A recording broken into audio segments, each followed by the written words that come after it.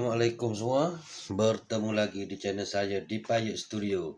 Okey, dalam video sebentar tadi kalau anda lihat itu adalah build pro stock yang saya buat pada jentera Neo 3 Dagger saya. Okey, kenapa saya gunakan Neo 3 Dagger? Kerana dia semua bahan dari bahan karbon.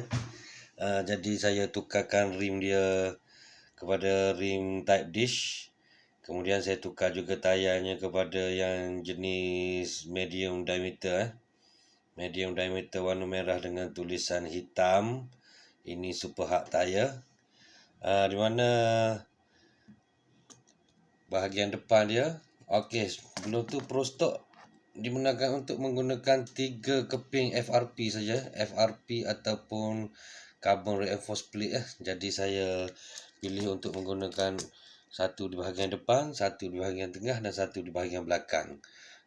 Yang mana tengahnya saya gunakan FRP brake stay. Brake stay saya letakkan macam ni. Saya ikatkan damper di bahagian kedua-dua bahagian tepi tu. Ini.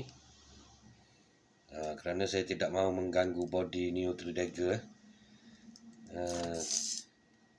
Sebab kalau kita pakai side wing stay yang macam biasa ni, dia ke depan sikit pun boleh juga, tapi tak apa, saya mahu buat setting macam ni. Okey.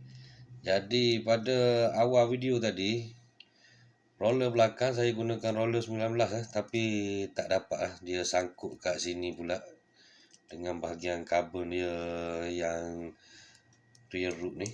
Jadi saya terpaksa gunakan roller 13. Saya ambil daripada kit Neo VQS yang sudah sedia ada lah. Jadi bagus juga kerana roller original kit lebih mudah berpusing.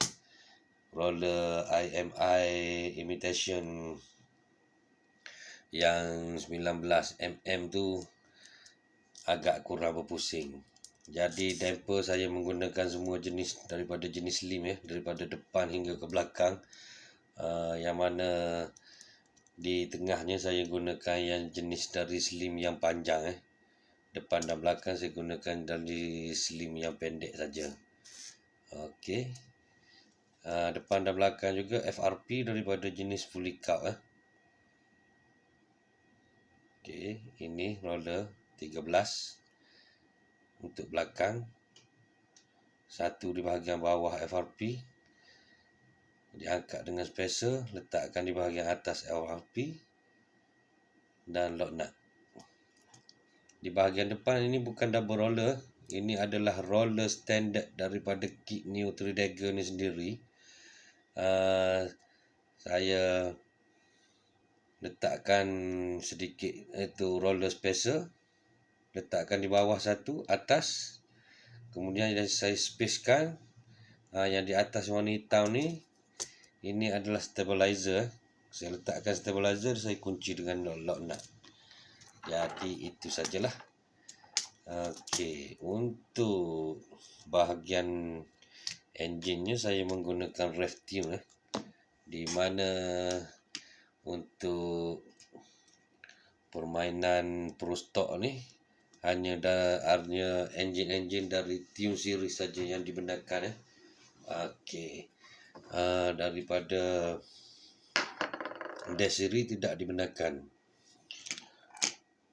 Jadi saya gunakan rev tune. Rev tune adalah enjin yang agak laju di garisan lurus tapi dia kurang tentang memanjat semua ni. Jadi kita setting dengan roller lah, lebih kecil roller, lebih laju dia dekat corner apa semua kan.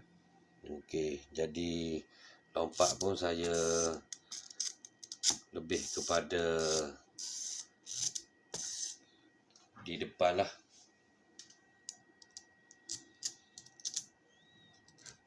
Okey, jadi inilah dia pro stock Neo 3 Dagger, pro stock super 2 Neo 3 Dagger. Okey, saya rasa sekian saja dulu video saya untuk kali ini. Jaga tiang yang 5, insya-Allah bahagia. Tamiya bukan sekadar hobi, ia juga kejuruteraan. Sekian, terima kasih. Assalamualaikum.